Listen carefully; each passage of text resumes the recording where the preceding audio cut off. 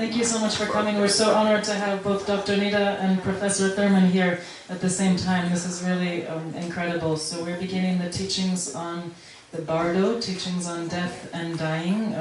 It's the beginning of a 3-day teaching, which will be followed directly by our 3-day Utok-Ninti teachings and empowerments and consecrations of this temple. So this is a really auspicious and important time for us in opening up this center. We have an amazing concert on Friday night with our Druk Mojel Dakini and amazing visuals. Please make sure that if you want to attend that, you buy tickets so that we can also make sure everybody can fit in this room. It's going to be really amazing. And then on the table back there, there's more information about our upcoming programs. We have Tibetan medicine therapists and massage therapists here, and many amazing things coming up over the next couple of weeks. So please make sure you're on our mailing list. And that's it. Professor Thurman and Dr. Nida. We have some copies of Professor Thurman's translation of the Tibetan Book of the Dead available at the bookstore. They're also, of course, available on Amazon.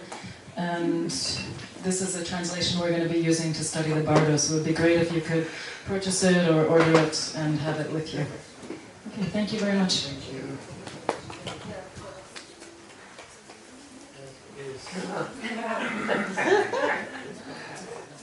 I don't know what to say. Okay, well, if you'd like me to start, I wanted to start by thanking Christian. This is Christian, who just ran out the door and introduced us. Christian Polites. She's from New York, but she's a Greek lineage.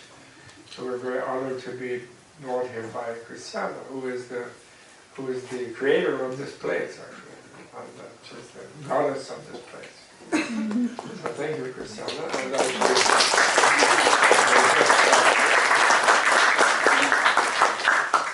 And in the Vimalakirti Sutra, when Manjushri and Vimalakirti get together to talk, after they talk for a while, then there's a goddess who is in the house and was invisible, and then she becomes visible. She throws flower petals on everybody. Sharabti Parajujimbe, Lamu. So Pradya Paramita goddess. So Christiana is visible from the beginning. And then the second thing I would like to say by way of, I'm very honored to be here at the beginning of this wonderful place and this wonderful temple. And I want to praise the architect again, because I really like the building.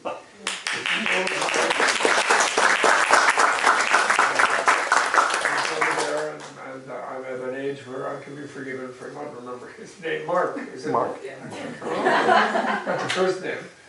And without noticing it, floated up from some dusty corridor in the brain. But what I love is the light, and this evening light is very beautiful in your Topanga Canyon. And the way it comes in the upper thing, it's like in Tibet, right? They usually have a thing like that in the roof. It's wonderful. And it's wonderful to see all of you, smiling faces, happy people. Yeah, it's delightful. You know, I could just pass out with joy. Then you might be bored. So that's one thing. Then second thing, I just wanted to say this is a beautiful altar, and this is this Buddha is the Yutok Yonten Gompo, the younger, from 13th century, who is an emanation of the medicine Buddha. You know, in the Mahayana Buddhism, there's no shortage of Buddhas. They're always emanating other forms because of whatever people need. And so there was one, and the medicine Buddha himself is when the Shakyamuni Buddha wants to teach medicine, heal people as well as teach them. But the ultimate healing is for them to become Buddhas themselves, to become enlightened themselves, and then they are completely healthy. That's the ultimate health, blissful health, be a Buddha. And in the meantime, thank you, Amy. You're welcome. This is Amy, she's my new younger teacher. But I'm the worst student, of course, I'm probably the worst student she ever had. And anyway, this is Yutok Yonten Gompo. Yutok means turquoise roof, with the name of his family, and Yonten Gompo means he's the savior of excellence. People might say protector, but I think savior is better, savior of excellence. And he teaches people how to heal themselves as well as finds the herbs and medicines for them. And Dr. Nida, my beloved friend, Dr. Nida, I consider him the living emanation of Illusory, who comes from Amdo province, northeast province of Tibet, which just lately has come to be known as the Qinghai province of China, although it really is the Amdo province of Tibet.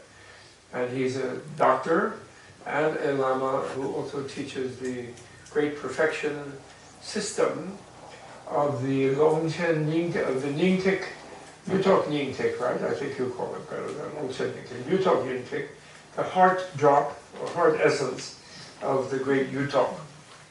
And so that's what this sort of temple is consecrated as. And also and there's this thing about medicine Buddha. You will see, if you hang around here, the expression Tana Duk. And Tana Duk means beautiful to behold. And that's the name of the Pure Land of the medicine Buddha. And the nature of that Pure Land, when Shakyamuni Buddha worries about healing people, about them healing themselves, and the reason he worries about it is if they're feeling unwell, then they can't learn his teaching and become enlightened, which is what the only thing he cares about. He's really pretty happy. Anyway, and he knows everybody will get enlightened. It's just a matter of accelerating the process, so they have less time being bored and irritated by being unenlightened.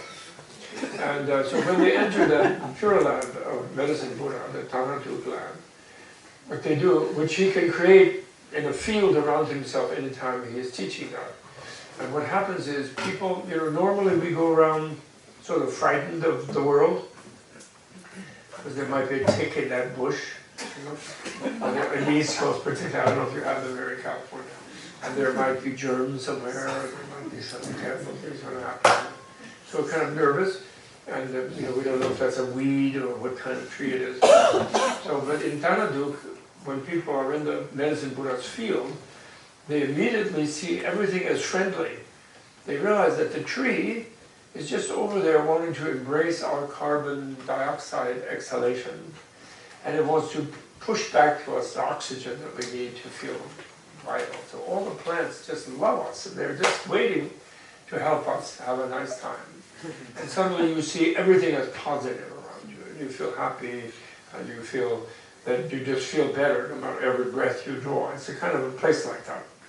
So that's why Christiana and Dr. Nida called this place Pure Land Farm. And when they came here, they got the place because Dr. Nida had a vision of sort of the energy field of the Pure Land Farm. And so, of course, people are, we people, don't take it personally, but we people are sometimes dense, and even in the middle of a Pure Land, we're going to feel paranoid. we can manage that, and because we're so incredibly clever. And so, but nevertheless, underlying the wish of all the people who work here, all the volunteers, and all the sweet people I've met here in the last few days, is that this should be a place where just by setting foot on it, everyone feels like that. And in a way, when Dr. Nida first came to America, we have a place, Tibet House, US, which is an institution His Holiness asked me to create to protect Tibetan culture and conserve it and rekindle it when it's safe to do so, from the sort of communist kind of thing going on over there now, Chinese communist thing. So Dr. Nida came there, and the minute he showed up, Menla, which is the name of that place, which is my wife, who actually really created it, I just talk, she actually made it, and keeps it going and so forth. And she said that herself. She said, I want this to be a place where people just set foot on it and they feel 100% better, just being there, without realizing why. They don't even have to give credit. They just want to feel better. That's sort of the attitude. I think that's the attitude here. And she and I are delighted that Dr. Nida and Christiana have created this Pure Land, because it's like, it's something in the West for people here that has the same aspiration if it takes time to deliver it. And the great thing from our point of view about it is they're doing it. We don't have to worry about it, because we're worried about the one in the East where Dr. Nida also comes. Menla, if you're ever in the Catskill Mountains. You can find us there in sort of Topanga East, let's call it. Near Woodstock, where I live. So that's a little introduction. Then about, we're going to talk about the Bardo. Do you want me to talk about the Bardo? Yes, yes. Dr. Nida popped into my room earlier in the evening. He said, tonight is just appetizer. Don't worry. It's just appetizer. So I don't want to go beyond appetizer. Because I do want to do, well, he's really the Lama here. I'm just like the professor, visiting professor. But the Book of the Dead is not the real title of this Tibetan type of literature. That's a really silly thing. And actually, you know, when I accepted the commission to retranslate this, because there were earlier translations, I didn't want to, but because there are some other ones. And then I remembered that my root teacher, the Venerable Geshe Wangyal, walking with him through the library of his monastery in New Jersey, the Book of the Dead in Tibetan fell off the shelf as I was walking. So I was putting back on the shelf. He said, no, you keep that. You're going to need it, he said. I said, I don't need that. I mean, I can read it and I have copies and it's already been translated and I'm trying to things. He said, no, you're going to need it. He insisted. You know. So when then someone asked me to do it, I thought, well, he said I was going to need it. So then I read the old ones and I thought maybe they weren't quite right. And the other thing is that the real title is not the Book of the Dead. And the main thing I learned working on the so-called Tibetan Book of the Dead, translating it in a new language, is there are no dead people. There's no such thing as a dead person. Nobody stays dead. Death is just a transition from one state of embodiment to another. And therefore, you have to worry about it. Because the question is, what kind of body is the next one going to be? And how do I do it? I've always wanted to write a book. And on the East Coast, I was going to entitle that book, How to Take Rebirth on Fifth Avenue. I think out here, I would have the West Coast version, it would be How to Take Rebirth in Topanga. Because there's a skill to that. Of course, you need help. You need parents, you know, to provide the genes for the body. And they say that your gene comes flying along, goes right down the Topanga Road there, can go right past any traffic accident, because it's in a subtle body form, like a dream body. And I know this is embarrassing to think, but when you're ready like that, you know, in the Bardo, in the between state, because you discovered you didn't stay dead, because there's no one who stays dead. You're cruising, and then you can look in the different houses, and you do see people getting it on. And there are a few of them, usually, on any given evening. And you're cruising up and down the street, and you look through the walls on Fifth Avenue, it's a little more crowded, so there's a little more action. All these apartments, you know, they're all stacked up in different bedrooms. And you look through, and then if you're gravitating toward being a female, you really like the dad. And if you're gravitating toward being the male, you really like the mom. And actually you could sort of nudge the dad aside and join in. It's kind of like a pre-conception, little bit, I don't want to say gangbang, but it's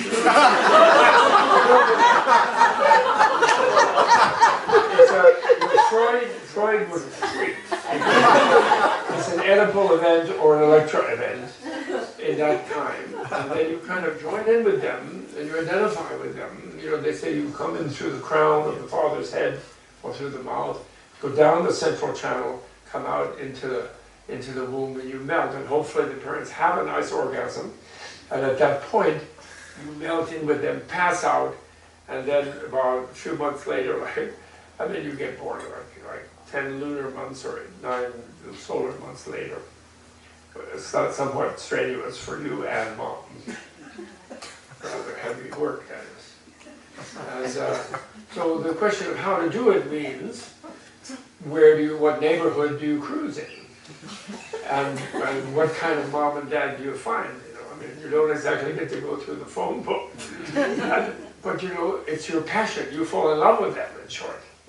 So therefore, it's a really great thing when you're a parent, and I have 5 children, and they're all grown up now, but I have grandchildren. I have 1 great-granddaughter. And the thing what's great about it is when the kid at 10 or 11 or 9, depending on how precocious, say, I didn't ask to be born in this family. And you say, oh yes.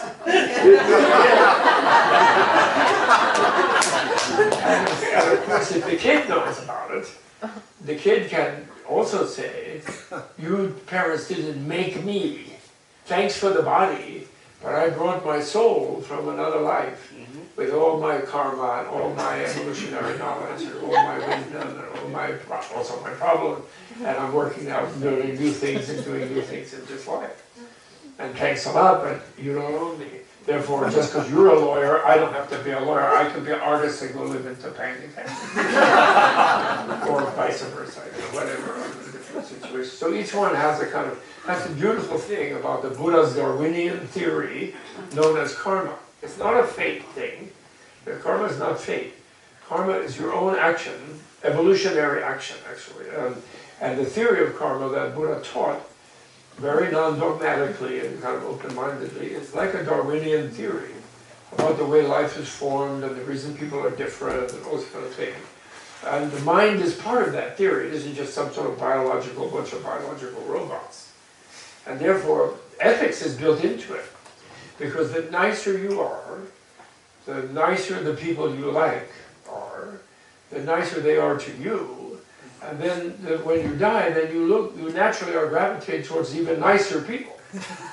And the more open-minded you are, the more generous and less paranoid, If you live like freaked out and very, afraid of everybody, you might be reborn as an armadillo.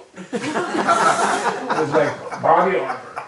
Like born right into the body. Then there's an armadillo, you're not going to get to come to Pure Land Farm and study. The real title of the book, I just got this because of the title, the real title of the book is The Book of Natural Liberation Through Learning in the Between State, is what the actual title is. And I say learning, usually it says hearing, but in the ancient Buddhist languages, they say hearing for learning. And I know Western people are sick of learning, because they went to too many years to school and they're still miserable. So they think learning is really boring and they just want to meditate or something without learning anything. But actually, hearing means learning, because you learned things orally from a teacher in the ancient time when they didn't have Xerox machines and printing presses, and people had great memories and they could teach them whole things by memory.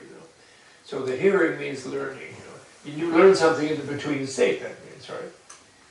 So by hearing somebody read the book to you or whatever, although actually the real reason for the book is really to be used in life, because the more you realize that their life is this time of constant change, and everything you're sort of living and dying in every moment. You will die in life anyway, but that's just a big change. But every night you fall asleep in a way, you die, and then you dream, and then you're reborn in the morning when you get up and so on. Although you may think you're just the same, but actually you completely change all the time. And then death, what we call death, is just a transition where you go down, bang, and hit the clear light, and then come back up into some new form. Because you're used to being in a form, you're used to feeling that you're a separate being with a whole universe of other beings in the world around you, and that's why you're kind of freaked out. Because you're kind of outnumbered. You versus everybody, that's who wins that one. So, and that's why you're freaked out when someone falls in love with you. And because then suddenly they think suddenly there's one person who's not a potential problem for a while.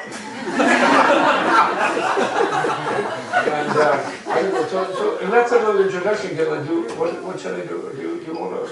I don't want to just hog up and talk. I of course talk endlessly, unless I'm a professor. But if my wife is there, I know when to stop.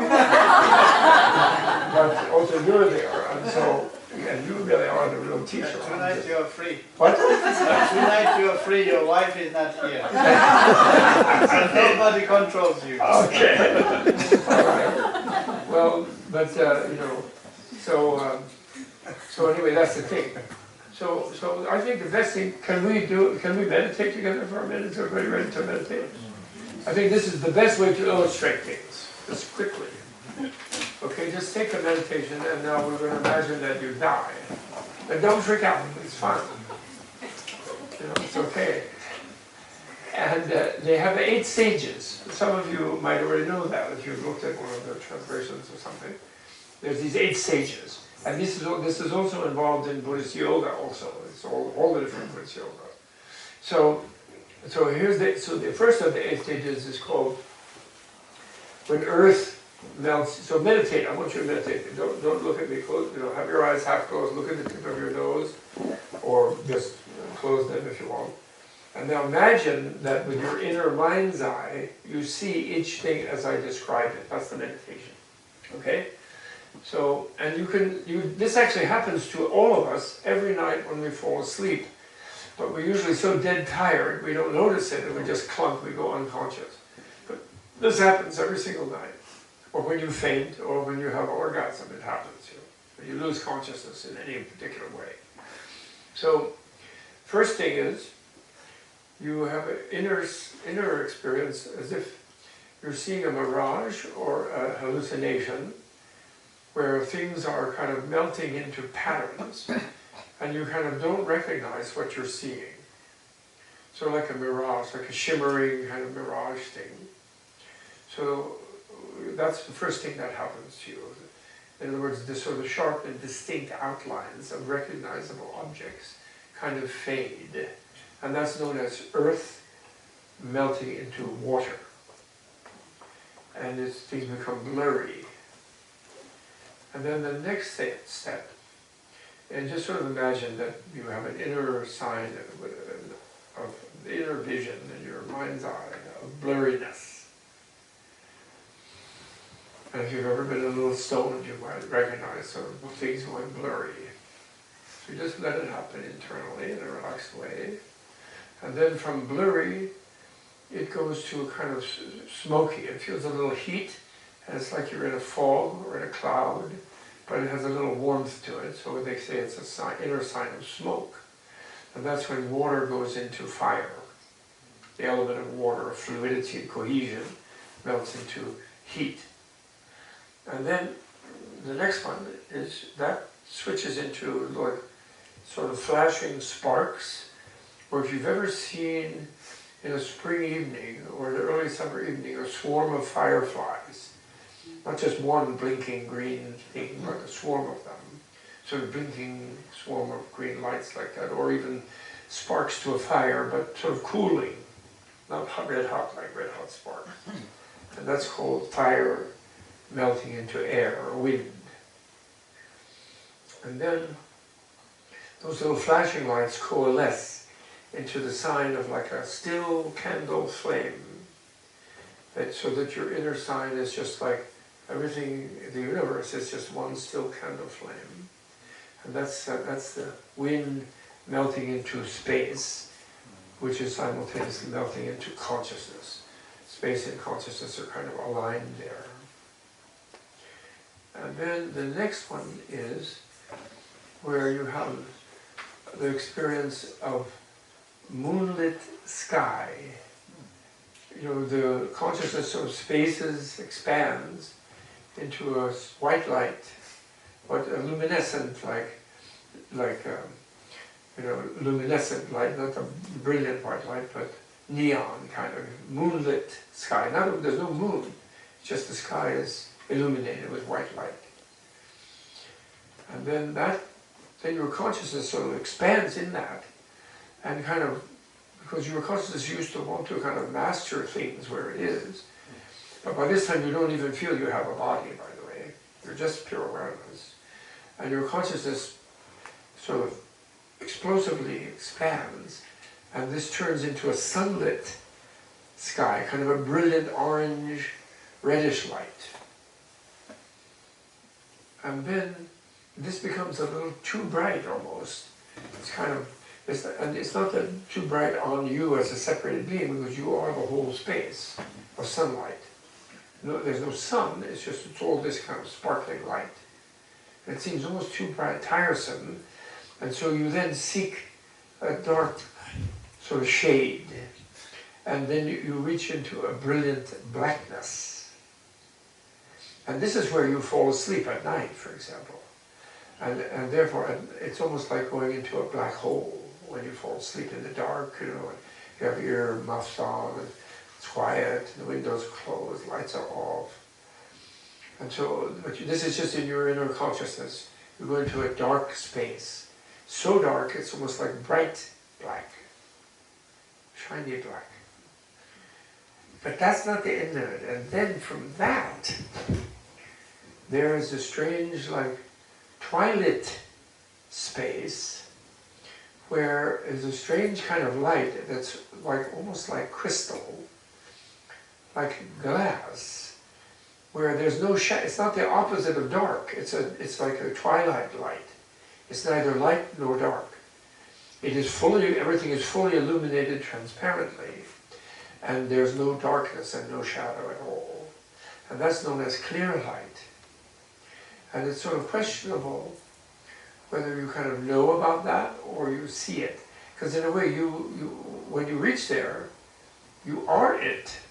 So it's not like you see it as an object, because there's no subjective vision. And when you hit that clear light, your super subtle awareness is indescribable. That state of clear light is completely indescribable. And actually, if you're open enough and calm enough, to be sort of expecting vastness, you kind of feel, you realize this was always where you were. And you don't feel like you're lost in space or something. But if you're not prepared about that, you might feel kind of like you want to get away from it because you want to again be somebody you can recognize with, and not everything. You don't want to be everything. Because in that state, everything is transparent, and you kind of almost can't tell whether you're yourself or you're everything. And everything is like it's all made of crystal. So there's no boundaries between you and everything else. And that actually is the Buddha mind. And it's a bed of infinite energy, actually. But because it's infinite, it's quiescent. It doesn't do anything to you. Everything is already done. It's blissful. The only way you know it is because you feel a blissful release. Complete bliss. And that's what death is defined as. Because in that state, you don't need a body. And therefore, you're able to be separate from your previous body that you're in. If you follow me. Now if you... And then when you actually die, they say you might stay 3 or 4 days in that state. But it's a strange state because there's no sense of time in it. So the 3 or 4 day thing is for other people who are sort of worrying about you because you died, you know. And they wonder where you are or something, you know. And so there might be a day or two, it could be a few hours, or some people might be very quick and only stay in a short time. And then you go back up through the 7 stages, from clear light to the dark state, from the dark state to the solar state, from the solar state to the lunar state, from the lunar state to the candle flame state, from the candle flame to the sparkling moire pattern state, from that to the smoky state, from that to the hallucinatory state, and then to some sort of coarse embodiment. Or waking up in the morning in your ordinary body. And they say like a dream, if you were able to lucidly dream, that the dream is where you hang out in that area around the candle flame and above the lunar state, and you kind of only have a subtle body. You don't really go back to a coarse body during the time of the dream. But then normally you're sort of not self-aware, you don't connect your memory as a coarse body and much, except in the case you remember your dream later. Okay, ding, that was just a short meditation. But the reason I just thought that was the easy way to introduce it, is that's what we're kind of wanting to learn about. And that, by the way, is not some sort of mystical, religious, blind faith sort of routine that we're supposed to think that's what it's going to be, or that we're ordered to believe it. That is what people who not only were they able to be lucidly dreaming, not only were they able to be lucidly waking by being really in the moment when they're awake, so they're not off in the memory or into the fantasy, they're just really where they are there. And not only were they able to lucidly sleep by sort of enjoying clear light, bliss, but they're able to lucidly go through those stages and lucidly die.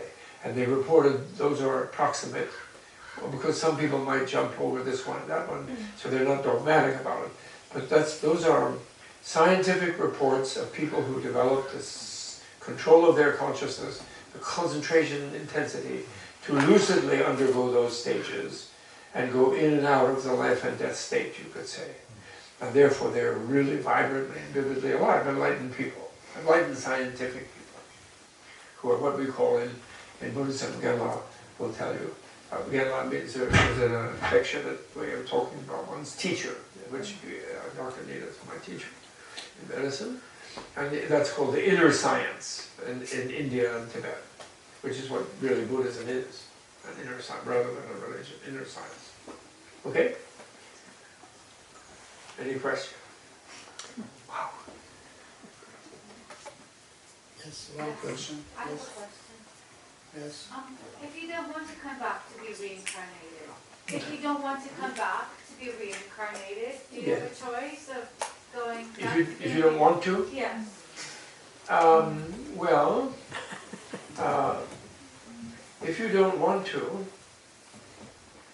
that would be because you're not enjoying your present incarnation much. And therefore, that would be sort of, you could try not to. Unfortunately though, when you leave, when you reach that clear light state, then you're already everywhere in the clear light state. And it's like it's not a separate state. In fact, the clear light is what the life state is made of. It's like the energy of our cells. It's, you know what the Western physicists talk about, the strong force? You know they don't know what it is because it's an Anglo-Saxon word. It's not electromagnetic and it's not gravitational, it's just strong. And they don't know what the hell it is. And then not only that, but there's dark matter and dark energy, which is 97% of their universe, which they haven't seen yet because it's dark. I love that anyway. My point is, if you consciously were, when you get to the clear light, if you were aware of it, you feel so blissful. You don't mind what happened. You're like wide open. But if you're not prepared for that, you might feel like a little disoriented. You know the French word for an orgasm. Do you? Petit mort, the little death. So you're like, wow, blissed out. And then you're not worrying about being born or not born if you're conscious there. But the thing is, usually if you haven't studied it, trained yourself meditationally about it, then you might decide that since you don't cease to exist, you're still somehow some sort of an awareness there. You might think, might be safer if I have a nice protected body, that at least I won't be trampled or something, like be nervous about you, so kind of just out there, do you know what I mean? Like, it's like somebody being super stoned in the middle of the freeway. So then you want like that embodiment. So then you will want to be reborn. And then the question is, well, how will you want to be reborn? And so that's where you have to kind of prepare. For example, in Tibetan Buddhism and Indian Buddhism before it, but we've lost a lot of the art of that. The art of Tibetan Buddhism, like this kind of statue, this kind of painting, you've seen Tibetan tankas, or like sometimes fierce, sometimes erotic deities, sometimes just ordinary Buddhas. And those forms are to familiarize yourselves with some kind of most positive type of embodiments.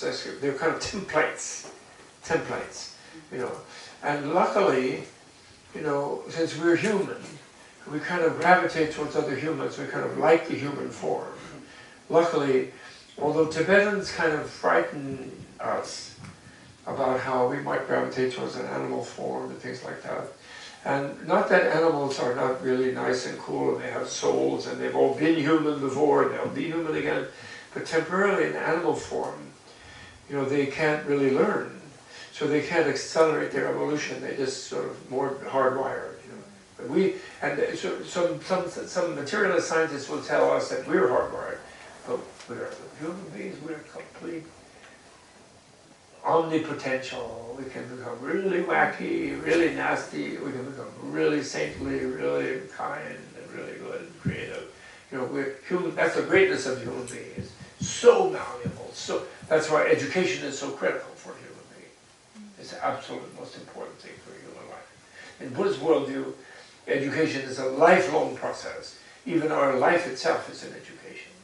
And the human time, the human platform, if you will, the AI that we already have in our heads, and the amazing, supercomputers we all have. That is the best opportunity to learn what it really is all about and how to make sure you're reborn so happy on Topanga Canyon that you wouldn't mind being reborn endlessly in Topanga Canyon, or make nice Topanga Canyons for people who live in the slums of Memphis. Could you get that charged up about it? Apparently, as a bodhisattva.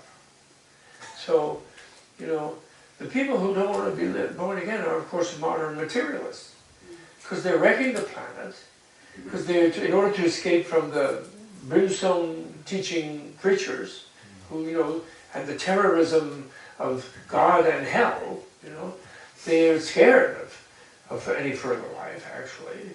And they even convince themselves they're scared of being nothing, which is ridiculous. Everybody tries to be nothing every night when they fall asleep. They take an Ambien if they can't be nothing. And being nothing is no pain. It's great. So they don't want to have another life. They want to wring the best they can out of their billions, or out of their trophy wives, or their trophy husbands, or their games, or their thrills in this life, and that's it. They don't want to be responsible for what they are wreaking on the world beyond this life. That's why they're wreaking the world. That's why they're wrecking it right now. Because I love that, what's her name? The one who wrote The New Jim Crow. She wrote an op-ed in the New York Times that about 3 months ago, saying she wished everybody believed in former and future life. And she does. She doesn't, she said, unfortunately, even herself. She's a sociologist. But she wished they did, because then they would take more care of the planet if they thought they'd still have to come back. They wouldn't want to be reborn in, post, climate change, California desert, which it will be, according to Al Gore, by 2035, if we don't change and grab a hold of the Koch brothers and get them into manufacturing solar panels. Instead of tar sands, grubbing around in tar sands.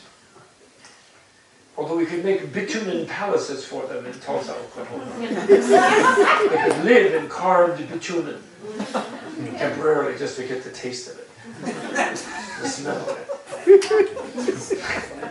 That's me, I know. So the point is,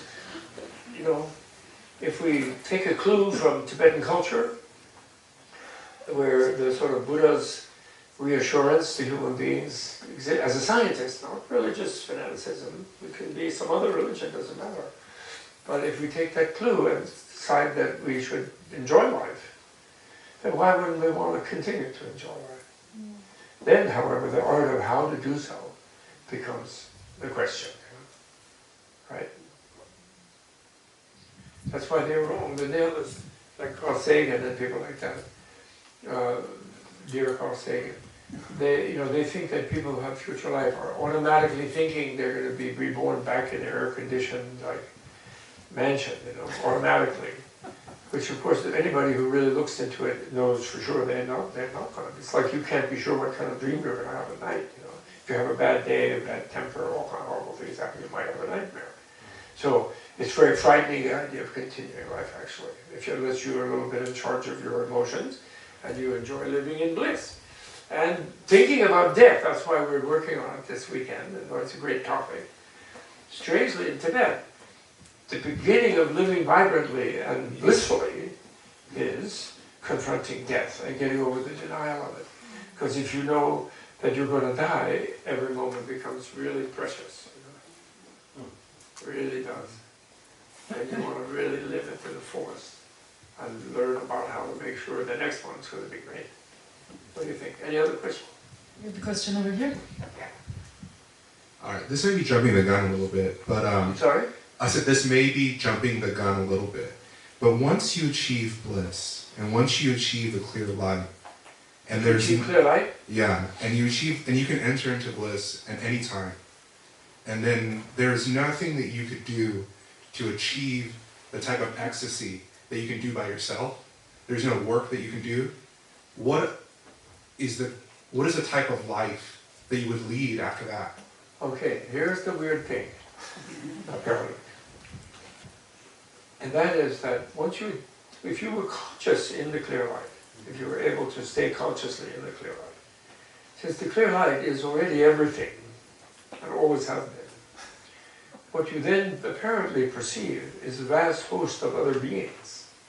And like maybe you were in love with someone once, maybe your childhood sweetheart, maybe your last 10 lifetimes childhood sweethearts you would find, or your high school sweetheart, to get a little more real, or your parents, or your children, or anybody who you really like, and you would become completely aware of them, and then you might notice that they didn't know they were in the clear light, and they're kind of freaking out because they're dodging Mack truck or something, or they just had an emotional freak out or something.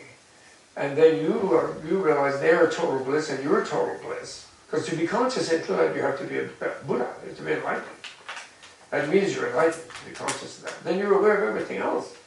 Then the one reason why you would do anything is compassion, is love. Because what love is the overflowing of the bliss. And particularly when you see them as already made of bliss. And you realize you've always been made of bliss, so you're no longer running after it.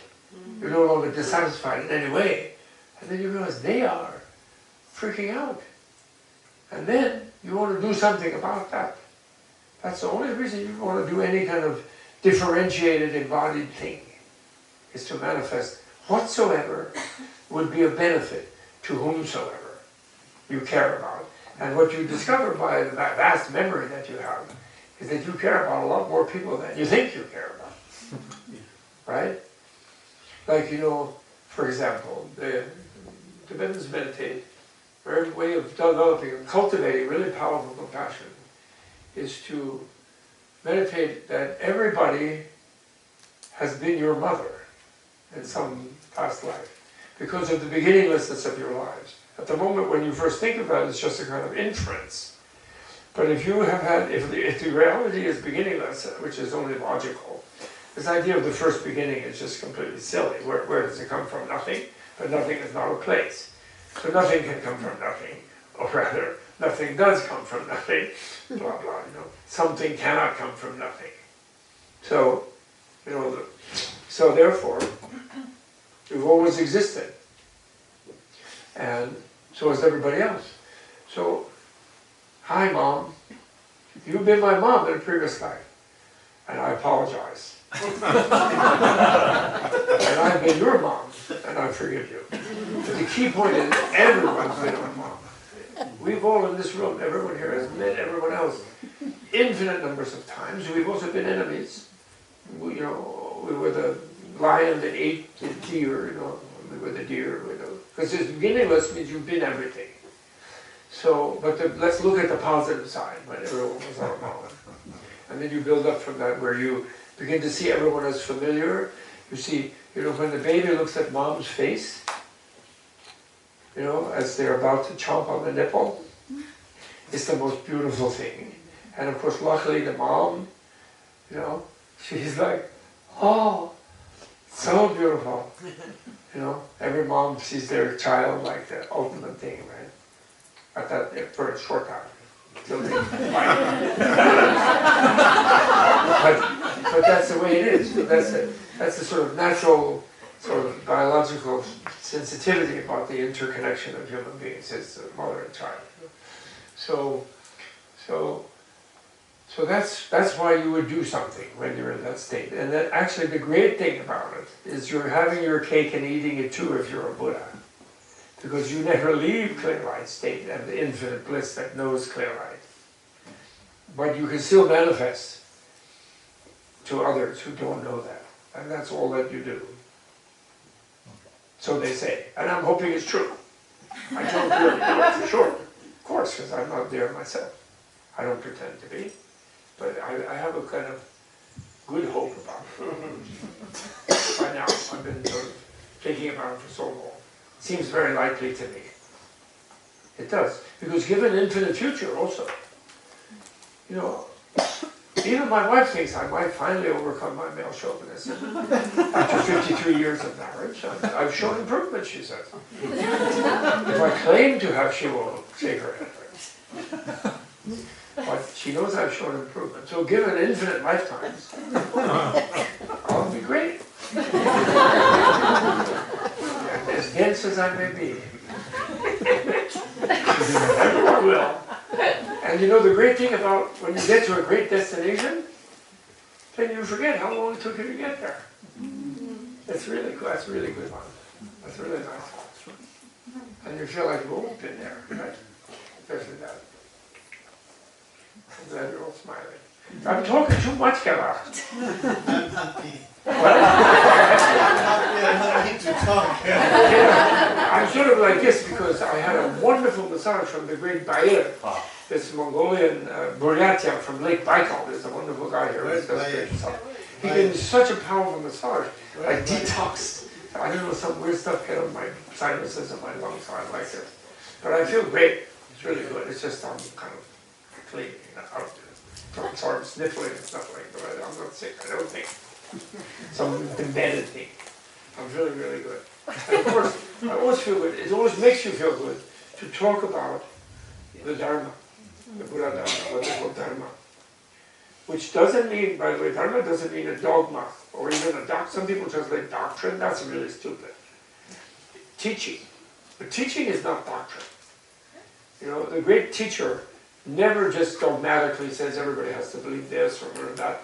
They always say, they always dialectically talk with the student, and different students need different things. So Buddha is not dogmatic. You know, if a nihilist comes to Buddha and says, oh, I hear Buddha say there's no self, and I think that's true, and what do you think? And Buddha says, oh, no, what do you mean? You came here, you have a self.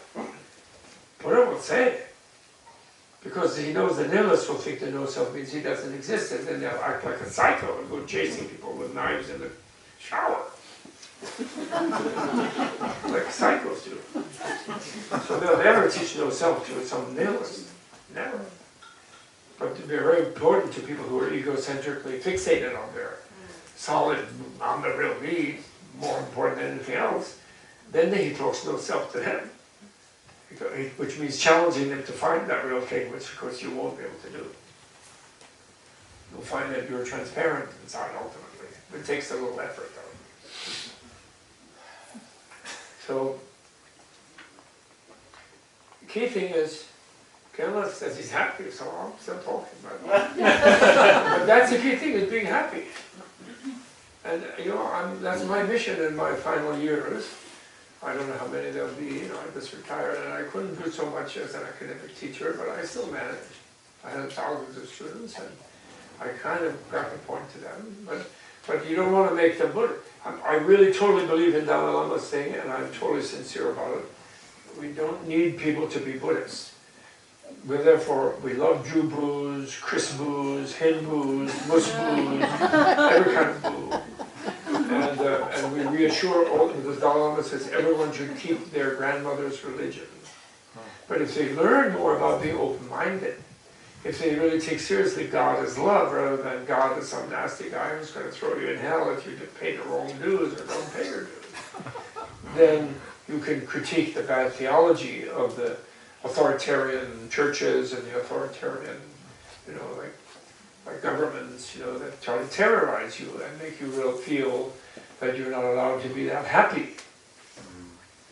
You know, because they don't want you to be really happy, because they want you to feel semi-bad, so you'll work hard producing something for them, thinking that you'll be happy after you retire, before they do like a hostile takeover and like spend your pension on something else. So they don't like people being happy. They think people are uncontrollable if they're really happy, and they're right, actually. Yes? Has your years of training and practice led you to a fearlessness of death? I'm sorry? Has your years of practice and training led you to a fearlessness of death? Has it led you to a fearlessness of death? toward that? Well, yes and no. Good Buddhist answer to almost anything is yes and no. In a way, yes, because I'm not afraid of things that are not fearsome. You know, like learning what is real. I'm not afraid of that, because reality is where we are. You know, and so I don't want to live in denial. So I'm not afraid to look past denial of whatever it is. But yes, I am afraid of other people suffering, of myself suffering. I'm afraid of that. I'm afraid for my great-grandchildren. I'm afraid of the climate criminals, as was written on the Royal Dutch Shell front window by the young people in London recently. They came from Sweden and Holland and everywhere, and they wrote climate criminal on the window of Royal Dutch Shell. Although they're nicer than Exxon. I mean, they should really want to have written it on Exxon and Chevron, they're worse. Royal Dutch Shell, at least they're Dutch, you know, so they're a little bit stoned. It's okay, they don't mind going to a conference and hearing about how it's going to be renewable down the road, you know. Although they're still wasting their money on stranded assets, like the other people.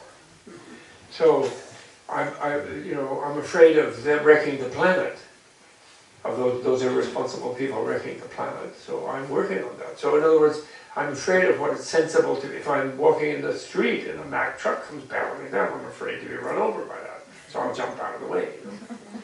But I'm not afraid of death.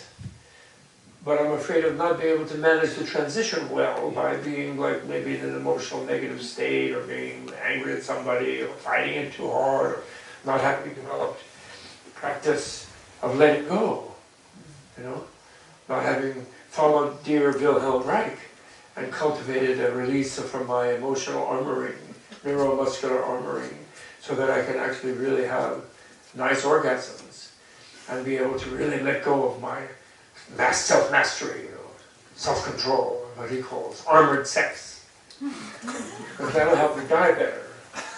So I'm afraid of coming to death in a rigid manner where I want to control everything, yes. So I'm trying to learn to be open-minded, let go, not always have to be right, you know, be lucky sometimes rather than being right. You know what I'm talking about. I really got a smile. I have a question. So yes, it's stupid, you know, people go, I'm fearless, you know. That's kind of stupid, you know. You can be fearless. If you're selfless, you can be quite fearless in a certain way. And especially if we overcome this idea that we're very afraid of death because we don't face death. You know, then there's crazy materialist people who really don't want to live again, like that question you asked, that lady asked, is a good question. They're so crazy. Google is stupid. I love Google. I know Sergey, and I met him, and I love him. And he's kind of fun, and I don't know Lara, but I love him. And I like to go on Google and look up death and Google, and then I'll find the book of the dead right there. Bam, I love that. But they're so stupid. They hired this crazy man, Ray Kurzweil, where the singularity is coming. And we're all going to be downloaded into computers. And he used to have a crazy thing where you freeze your brain the minute you die, and then he's going to eventually get a machine by, chip designing, robots designing robots and more chips, and then they're going to take your brain like like a friggin' onion. They go zzz, and peel off the layers of your brain, because they think your soul pattern is there in your brain, like the way your brain is structured while you're driving down the freeway trying to get the right exit and not switch your lane. They're not going to do your brain when you're in the midst of orgasm, when your brain is fully lit up. No, it's going to be your brain when you're like getting tenure at Stanford. And then we're all going to be immortal in the same boring person that we are, separate from everybody else, in a robot. And then some crazy Russian who came here who worshipped Ray Kurzweil because Google makes him the head engineer. He says, I said, that's ridiculous.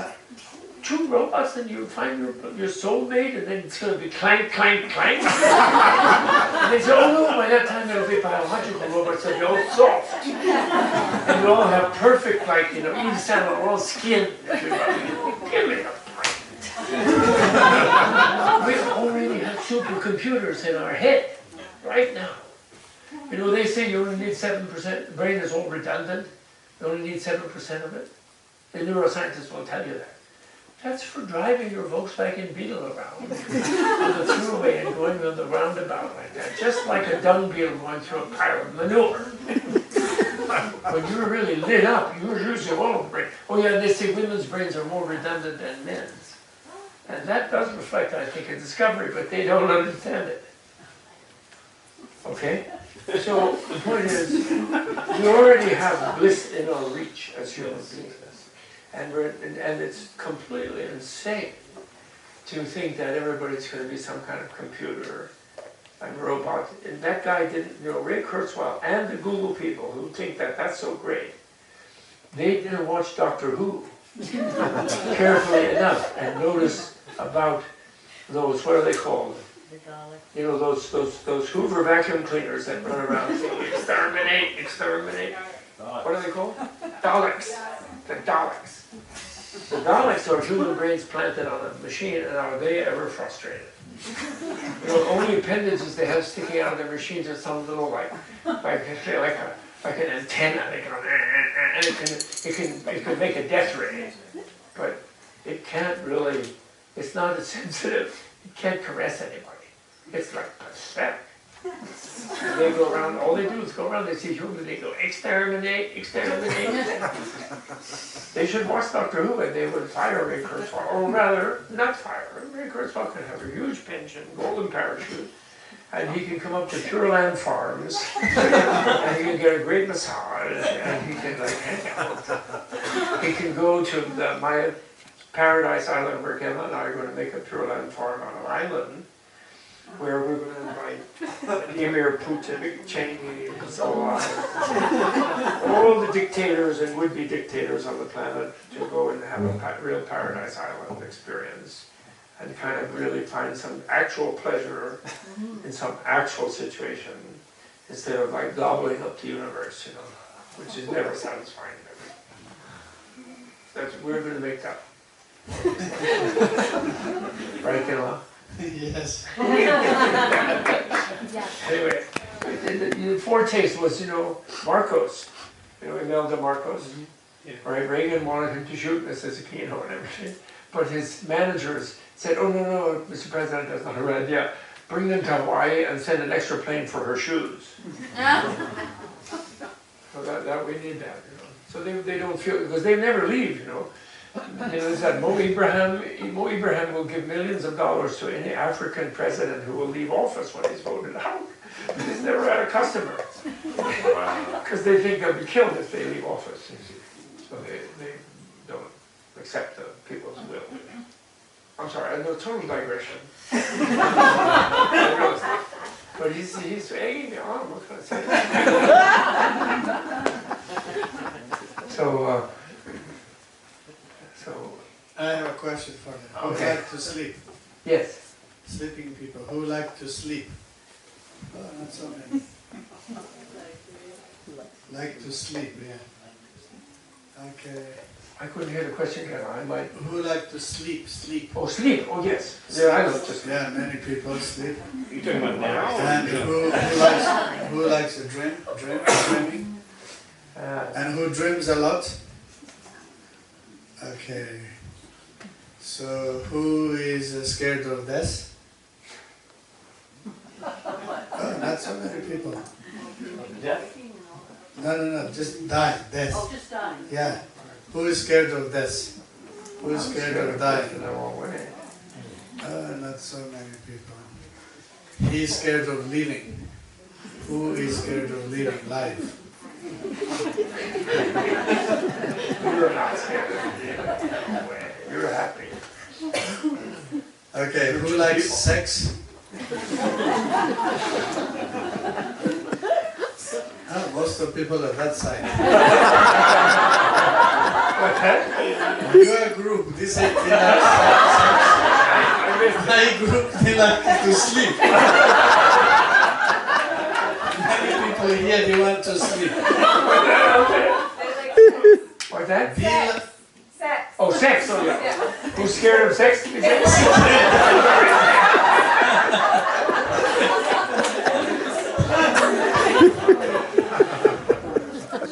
Who likes to worry about tomorrow? Who is worried about tomorrow? Not so many. Not tomorrow, but the next day. Yeah. You hold the head. Yeah. Okay, who is traumatized in the past? Traumas. Oh, many people. Wow.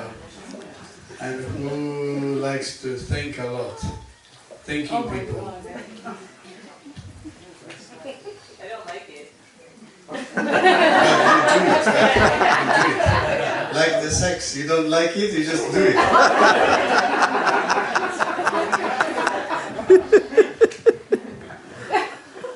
Okay.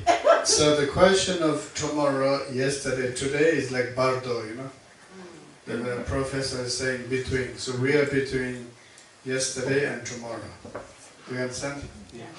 Can you show me tomorrow? No? It never comes. Tomorrow. But you know there will be a tomorrow, right? Mostly. There will be tomorrow. Do you think you will see the tomorrow? So when we think about tomorrow, we are sure there will be a tomorrow. But we don't know how we will look like tomorrow or how tomorrow will be. That's very similar like afterlife. True. And our past life was like yesterday, you know? Right? Yesterday maybe you remember, but you can say past life you don't remember. Do you remember your last night's dream? Yeah, some. Do you remember the last year's dreams? Some. Do you remember your childhood when you were 2-3 years old? Some. Every second. Okay. Do you remember your the best orgasm? Yes. Yeah, when it was. Yes? Last night? No. This morning? No. Just before coming here? It was a cosmic orgasm. Oh, God. It's Muhammad again. Cosmic orgasm. Okay. The ones like to sleep, we have a yoga, is called clear light yoga. Clear light yoga. So that's connected with Bardo meditation. Very similar what Professor guided before. Okay, it's called the clear light yoga. So that's your yoga. And the ones who dreams a lot, what yoga do we have? Dream yoga. So what dream yoga means? Dream yoga means how to master the dream. Okay? So what's our problem with the dream? Because the dream controls us. Yeah. So we don't have control of dream, that's why we are getting troubles in the dream. But if it's the opposite, if you control the dream, then there's no problem, right? Same thing, why we have problem with our thoughts. Because thoughts are controlling us. And we are unable to control, like you know, you're saying, you don't want to think by just thinking, you know? And so it's always a question, how do you say, who controls or how to master, right? Victor and victim. So we are victims of our own emotions, right? Most people, they suffer from mental problems, psychological problems, right? Mostly we create them by ourselves. Yeah. So that's why if your problem is the thoughts, and like Professor said, there is a meditation called the Mahamudra. Mahamudra is the meditation about thoughts, how to master the thoughts. And then some people, they just don't think much, they feel and they do, that's called sexy people. So who said who likes sex? You see most of this group. Okay, then there is another practice, it's called Karma Mudra. Okay? Karma Mudra, when you have desire. So how to master the desire. Alright, so according to Tibetan Buddhism, the sexual desire is a normal human desire. Right? We have desire for food, we have desire for drink, and for nice clothes, nice place, and it's all the ordinary desires. And sexual desire is one of those desires, but it's a very powerful one. And when we don't know how to manage it, when we don't know how to work with this desire, and then we can misuse this desire, and then it can bring bad results, It can harm somebody else or harming ourselves and these things. So the problem is not the desire, problem is how to manage, right? The same thing about the fear. Fear is a normal, we call it a negative emotion, but it's a normal human emotion, right? We all need kind of fear. That's why a professor is saying yes and no, the answer, fearless or non-fearless, right? So to have the fear, I think it makes us human, it's normal, because we are not robots. We have feelings, we have emotions, and all these things. But our problem is we don't know how to manage the fear. Too much fear, and then we become the victim of the fear. So that's why fear about tomorrow, fear about the day after tomorrow, fear about next month, next year, next 10 years, and fear about death. Right? The fear about the future. Oh, sweet.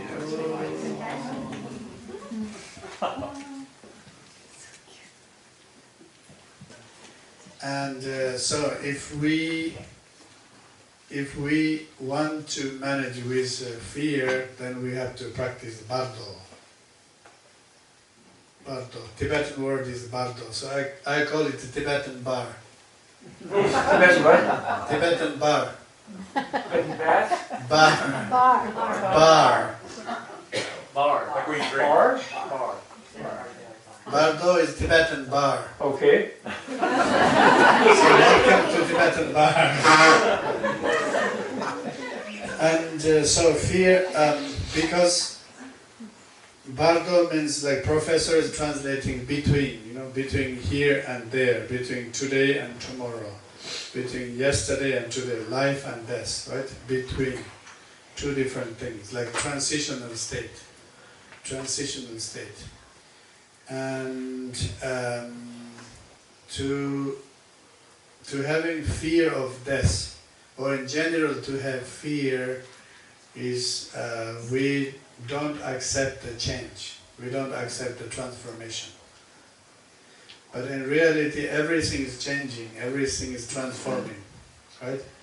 Every instant, every minute, every hour, every day, every month, every year. And every 7 years, our body is completely changing to a new person, and so on. And then also death is a change. Death is a big change, Then we will have another life. So when we don't accept this process of the change, then we have fear, right? If you're not afraid of change, then why you have fear? Does that make sense? You see, you have fear, like you have something, you get scared to lose that. You know, you are young and you don't want to get old. And you are beautiful, you don't want to become ugly. Actually, beautiful, ugly, it can be a change. And young and old, it's just a change, transformation. So that's why between means the between of the transformation. Everything is constantly changing. Yesterday to today and tomorrow and next day. So the changing process through the time. Through the changing process through the time, if we are able to control that part, if we are able to master this changing process, then we master also our death, and then we become fearless. Right? I think normally we ask this question, are you scared of death? We are saying, oh yes, but that's the biggest fear. That's the biggest fear, that's why nobody wants to talk about that, you know, many people. But then there are many little fears, mini fears, that all these fears are about change. And so that's why Bardo means from one to the next one, and next one, and next one. Transition. Everything is transiting. And if through the meditation and through the practices, if we can master that transition, then that's called the Bardo Yoga. Okay? Bardo Yoga. So if you have fear, it's good to practice Bardo. And then some people have a question who you are or who am I? Do you have this question? Like, you know, you get lost, you don't know who you are. These things. Yeah, you have that question? Can you stand up? Can you come here? You know, this is the typical modern people. He doesn't know who he is. But we all know, right? He's Jesus.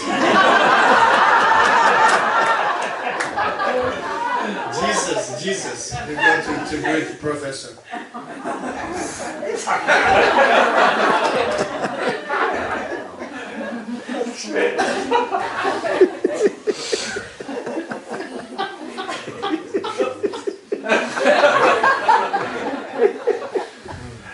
Okay. So I think today many people, they have this question, you know, who I am, why I'm here, this and that. It's a very common question. And if you have this question, there is a yoga. It's called the Illusory Body Yoga. Illusory body. And Professor translates this yoga, magic body. Magic body yoga, it's a meditation, it's a practice to try to find out who we are or who am I. Right? Do you know how many you do you have? How many? Many, right? When you are thinking something, let's say you are thinking, remembering something, and when your head gets lost in the memory, so you are the person from the past. When you worry too much about the future, you are thinking, oh, tomorrow I have to do something, or next week, or next month, this. When you worry about future, then there is a one of you is in the future. So the one in the past, the one in the future, it seems different. And now all of us, we think this is us, right? Here, physically we present here, we think this is us. But then what do you think if you are dreaming? If you are dreaming, what do you think? The sleeping one, this body is sleeping, you never think this is you.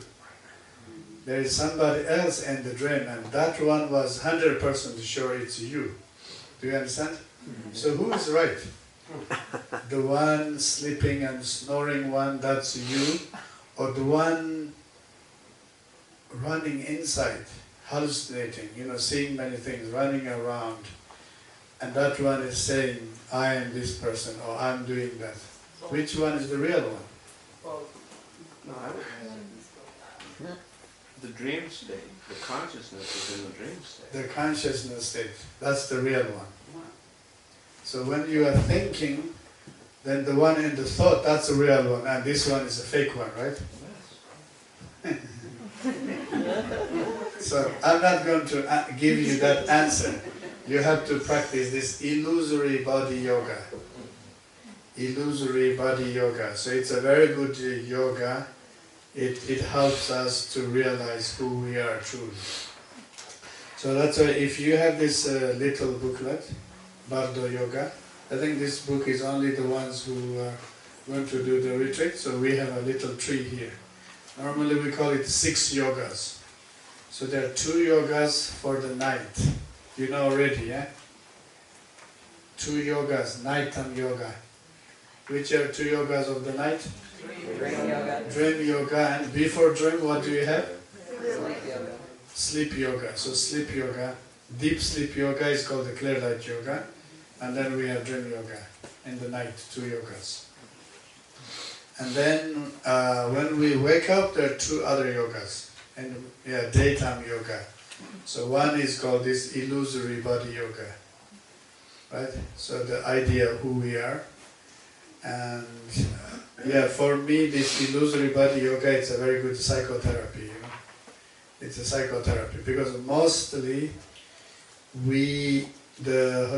our self-understanding, who we are, who am I, is more or less based on my own concept, my own ideas. And this person is more negative and more vulnerable and more weak and this and that. That's why we take so much self-blames, you know.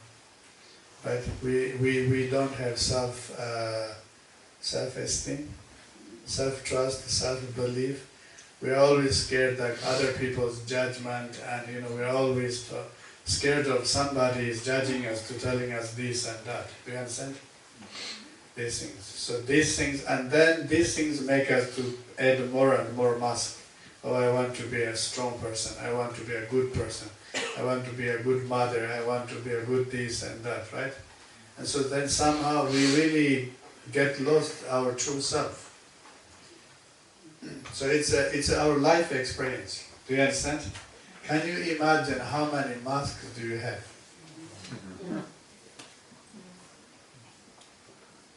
How many masks do you have? Are you a good person? Are you a good daughter? Are you a good mother? Are you a good friend? Are you a this and that? Right? Maybe we are not, but we try to be the good one. That's why we have to put the masks. Okay? And I think this is the main reason why we get lost. We don't find ourselves. Who is our original ourselves? Who is the real ourselves? So that we need this illusory body yoga or magic body yoga. And then the second one, and then the next one is called the Thurman, the inner fire yoga. Inner fire is more about energy, and also about inner heat yoga is about energy and about bliss, about joy. About joy or happiness. Are you happy now? Yes. Okay. According to scientific research, 60% in our life, you know, all of us, like average, 60 to 70%, we experience negative feelings.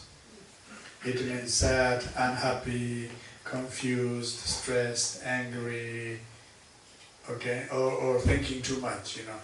Even you have everything, you are still searching something. You feel something is missing, never unhappy. So 60 to 70% of our days, we are more or less in that kind of state. And that's why this copy goes in our dream. Our dream also, scientific research says it's more negative. You know, more anxiety, about worries and this and that, all these things.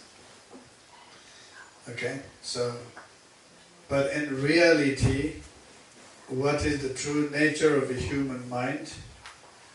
Should be more joyful, or blissful, or happy state, or unhappy state, or confused state, right? So we know this in our childhood. In your childhood, are you a happy child or a sad child? Who is a happy child? Happy, joyful. Who was an unhappy child? Can you tell us why? I have a story, but I don't know. Long story? When my mom was pregnant with me, both her parents died and my father's mother died at the same time. So I feel like I germinated in... You took your mom's trauma. But do you remember like when you were 1 year old, 2 years old? I remember a little bit from 3, but not before. So you never laughed? The memories that I have are of sitting feeling very lonely, and Too strong, sorry.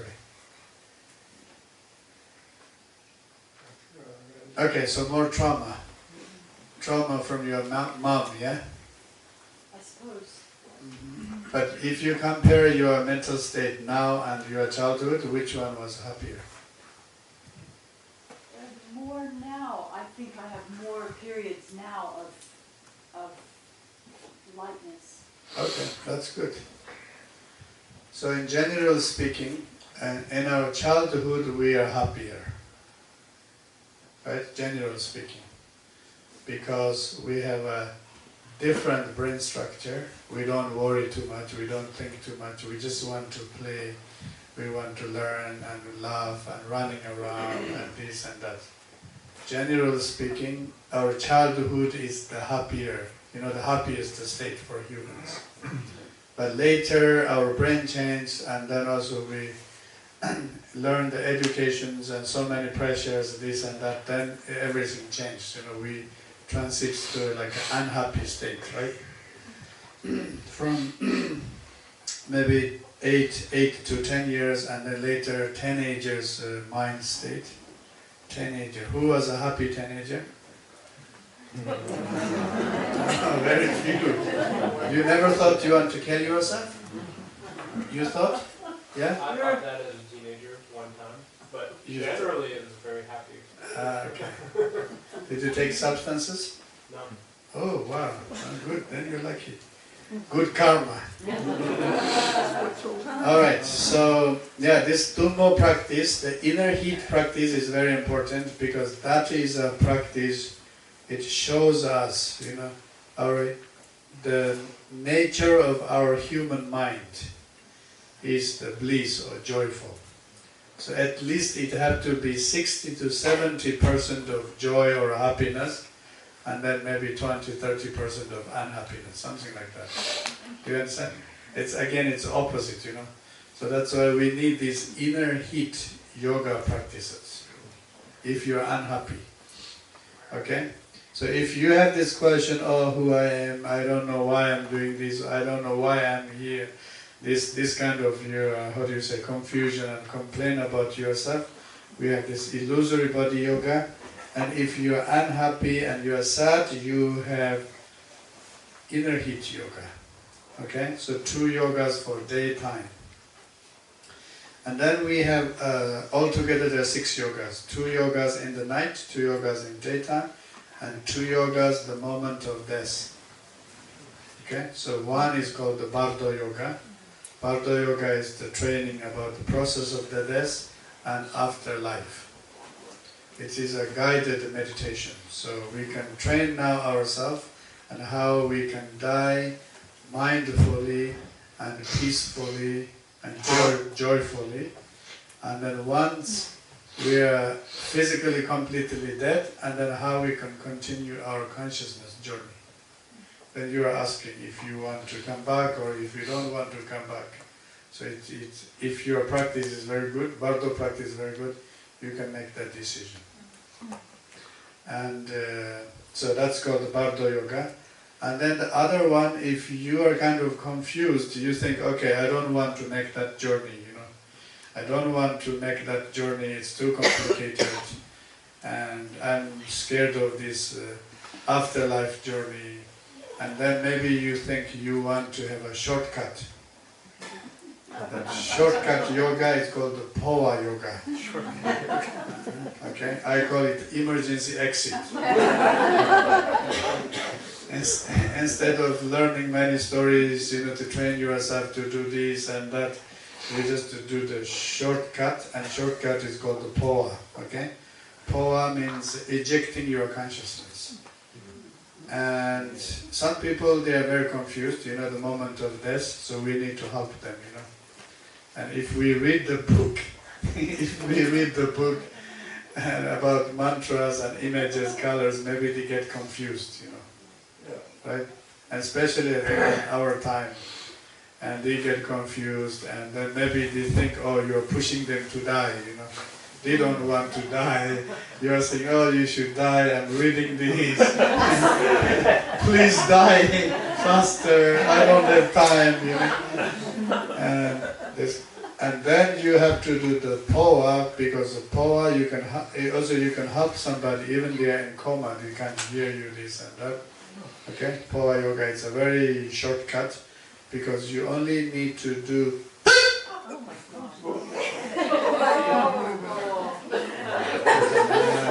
I almost killed you, right? So that's why it's a shortcut. It takes only one hiccup.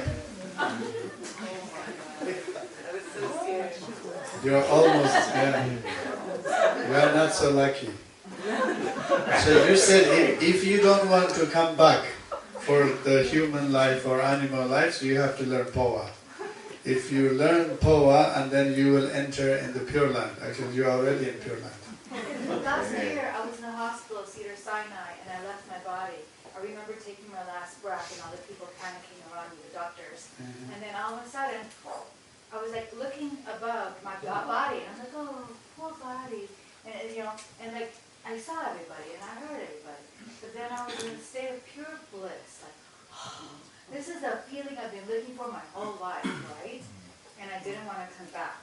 And I was like, this is so beautiful. I was like, oh, wow. But then again, I thought, I'm the primary caregiver for my mother, who's 91. I'm like, oh, I gotta go back, And then, I wasn't scared, but I made that decision. And then, the moment I made that decision, I was back up, Oh no. Then you woke up. Sorry?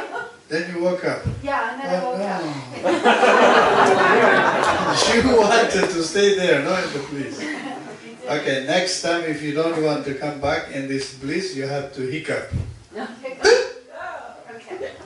And then you will enter the Pure Land, Buddha's Pure Land, Topanga. So there, once you take a rebirth in the Pure Land, then you don't come back in this world. That's the solution. So there are two poas. One is called, two yogas. Poa yoga, the shortcut, and Bardo yoga is the fun journey. It's a very nice journey. Okay, two yogas this. And then there are another two practices according to the age. For young people, karma mudra practice. That's how to practice, how to use your sexual desire into spiritual practice. And then practice for aged people, older people. It's called the Mahamudra, how to manage with your thoughts.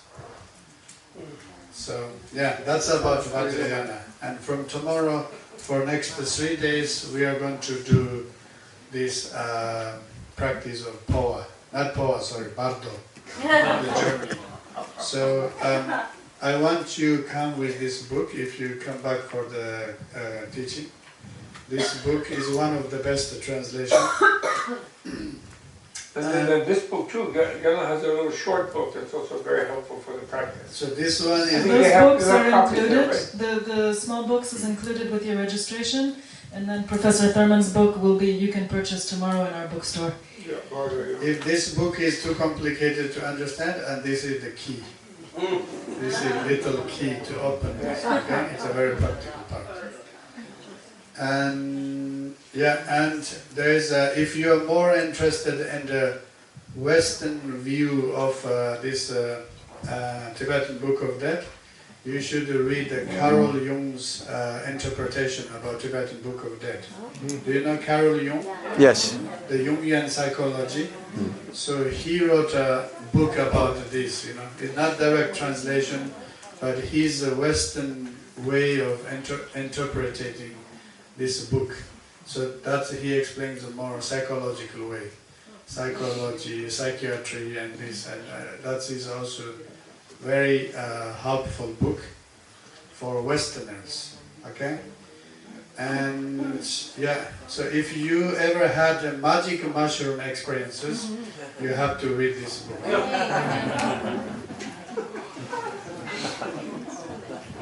Now do you want to know more about magic mushrooms? About what? Magic mushrooms. Body. Oh, magic mushroom. Okay, who likes magic mushrooms? Who likes mushrooms? Tim Leary wrote another book on the book of the dead. They used the Book of the Dead. Tim Leary, Ralph Metzner, and Richard Alfred. Is that a good book? They wrote a psychedelic book about using the Book of the Dead pattern. Is that a good book? Yes. Yeah, it's good, useful if you're doing magic mushrooms. It might be. Cash crop. Another one. But it's all we had for a while. Yeah. That's an old one from the 60s, from 60s. But Carl Jung was kind of, he was pleased about it, but he thought Westerners had to be very careful about it, and he was kind of nervous about the whole thing, because he was Swiss, He was a little bit nervous about it, Carl Jung. But he interpreted, all of those people interpret it as just being sort of psychological states, and rather than actually dying and being reborn and how to deal with that, because they didn't they didn't imagine, he thought of it as some sort of like mythology, and he associated it with the collective unconscious and those kind of things. So they take it as a journey into the unconscious, and that's kind of true, but actually in Buddhist science, inner science, the whole point is, the reason that Buddhists look into themselves and have, there's a lot of meditation centers in Buddhist countries.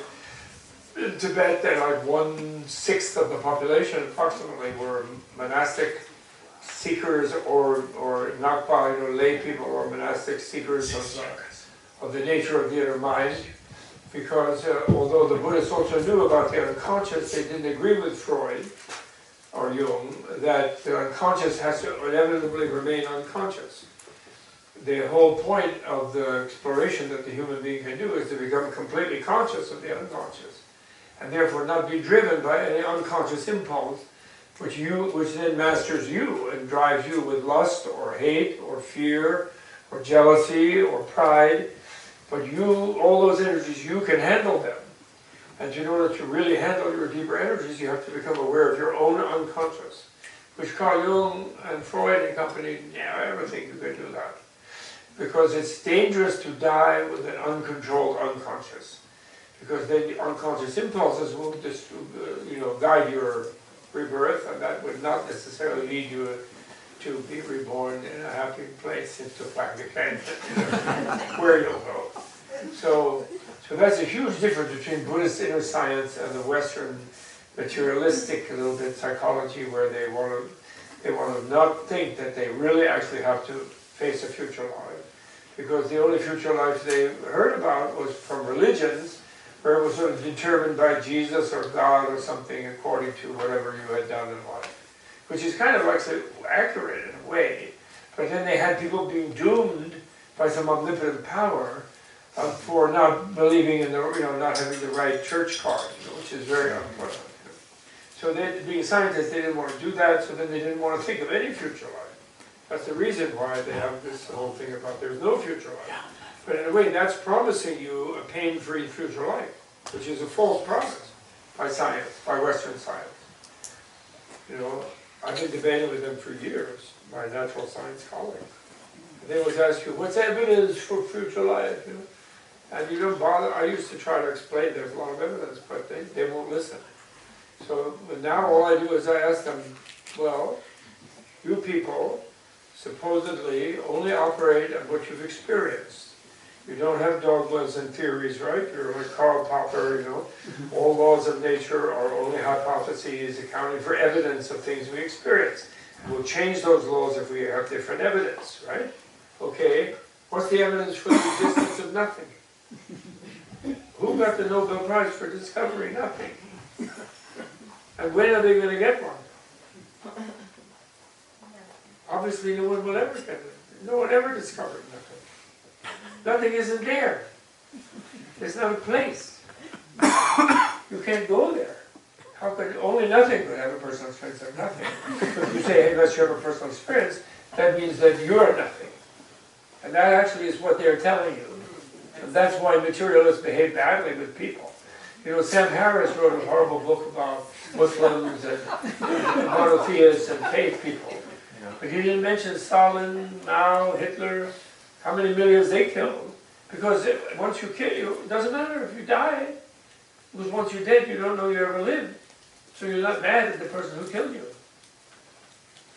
And that's kind of depressing, isn't it? You're actually nothing now. Why would you bother with whatever? If you follow me. So the point is, that's a simple thing. Then you know you've really scored with the natural scientist. When you tell them, well, what's the evidence for nothing? When did you discover it? How can that be an empirical discovery? Right? Then they get mad. So you know that you got it. Because that means blind faith. If a bush came up to you and said, go see Pharaoh and tell him to do something, at least you made a bush. And the bush said, you know, this and that. And the bush says, I'm God. Well, you don't know if that's true or not. But the point is, you met something, had some experience. Nothing, you're not going to have an experience of nothing. Even when you sleep, you're not experiencing nothing. You're willing to in order to fall asleep, but you don't experience nothing because you can have a dream, etc., and you're not nothing, and you wake up again. Right? And that's actually a yoga of sleep. That is the yoga of sleep that I was talking about. You have to imagine that you're not going into a black hole, because that reinforces your wrong idea that reality, the foundation of reality is nothingness. Where you're going, you lose consciousness, you're at the 7th stage there, the stage of darkness. And the 8th stage of clear light, infinite energy, is what makes you feel refreshed in the morning. If you were lying in a black hole of nothing, why would you feel more refreshed in the morning? Where would that energy come from? You were actually lying in a bed of infinite energy. That's why you feel better in the morning. Right? You're just annoyed you haven't slept longer. When you have to go to work or something. Right? So that's the thing. You can argue with your own inner materialist. Why do I believe that nothing waits for me? What is that? What kind of belief is that? It's like mentally crippling. Nothing is not there. Never will be. That's what it means. So you can't go there. Can't hide in nothing. If you have an experience that you later say, oh, I experienced nothing, that just means you had an experience of your concept of what it might feel like to be nothing. But since you came back, you didn't go to nothing. It's real nothing. You never come back. What do you think? Actually, what I'm telling you is really revolutionary and really scary. It means you're always going to be something. Once you realize, you know, I wrote a book. Just, I'm sorry, this is weird. I know we're stopping. I know you're going to teach some yoga for the last few minutes, but I wrote a book once called Infinite Life, and my editor hated that title. She really said, "Why are you making a title and this and that?" And she said, one of her final arguments was, "You really mean you're going to go around promising people infinite life?" And I said, "No, I'm going to go around threatening them." Because if you have infinite life, how much fun are you going to have? That's the question. Because you're going to either have fun or not have fun. And if you expand that out endlessly, it becomes really important to have fun. Okay, sorry, now she's going to have fun with Amy. I have a my yoga teacher. question. What's the difference between personality and soul? One question, Bob. What is the difference between personality and soul? What is it? Who are you asking? She has one question. Okay. She asked, what is the difference between personality and soul? Yes. Well, that's a kind of a question where you have to ask, what do we mean by the words? because you can mean different things by the word personality and different things by the word soul, of course. The immortal soul that Buddha rejected when he was debating with some religious people is the idea that there's an essence of you that never changes. So that there's something in each relative being that never changes, and that's them always without ever changing.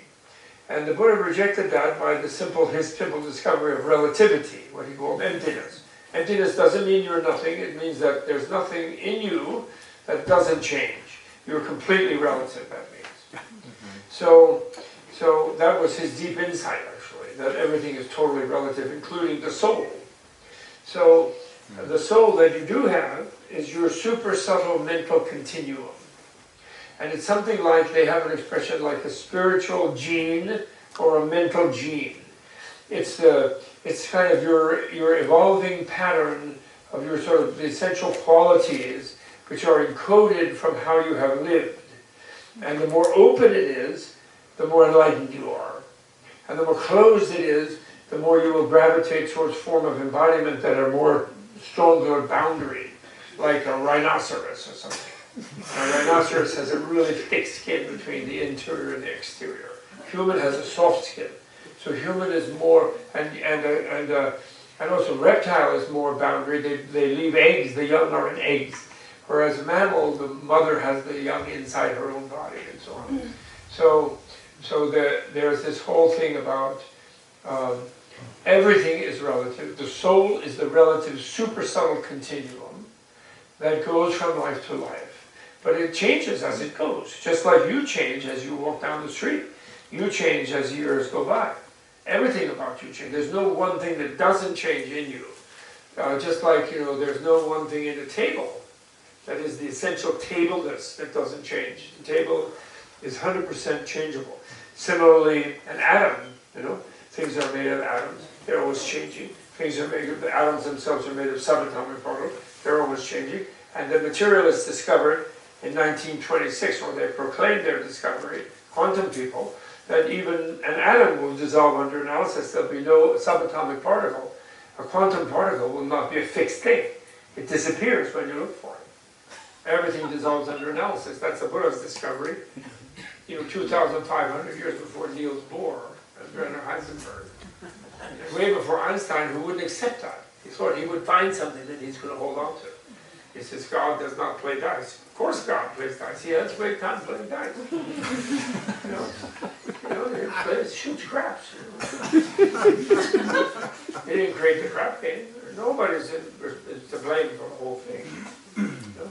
Even him. God, like Buddha, Brahma did in India, who the people thought was the creator, he liked Buddha because he wanted Buddha to go tell people that when horrible things happen to him, it's not his fault because he's not omnipotent. He's powerful, but not omnipotent. But that's a whole story. We'll talk about that tomorrow. Okay? Yoga time. So that's your soul. It's your super subtle mind. Okay? And that's what you get when you do illusory body yoga, which Kailash is talking about. For example, when you have a dream, and you can remember the dream, you had some sort of a subtle embodiment in a virtual world in your brain, where you even created the environment for yourself, and you ran around and did things in your imagination of being in Paris, or up on the Eiffel Tower, or in Africa, or wherever, you dreamed about it, and you have a body there, but you normally don't pay attention to your body. You just sort of a point of awareness when you remember a dream. Sometimes, rarely, you do experience what kind of body you have. And it's a virtual body modeled sort of on the body you have now, but it changes. And that's why Zhuangzi, the great Taoist, he said, last night I dreamed I was a butterfly. That's the last question. All right, let's begin.